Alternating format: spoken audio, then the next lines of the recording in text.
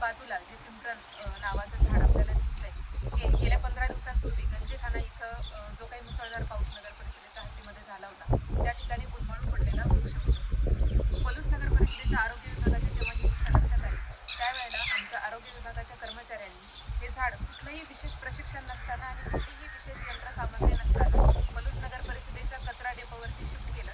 आणि आपण बघू शकता 15 दिवसांपूर्वी शिफ्ट केलेल्या ह्या झाडाला आता नव्यानं पालवी फुटलेली आहे आणि एका झाडाला आमच्या नगर परिषद कर्मचाऱ्यांनी जीवनदान दिलेलं आहे. ही नगर परिषदेच्या इतिहासातली पहिलीच घटना नव्हती. यापूर्वीही पिंपळाचं वृक्ष गेल्या 2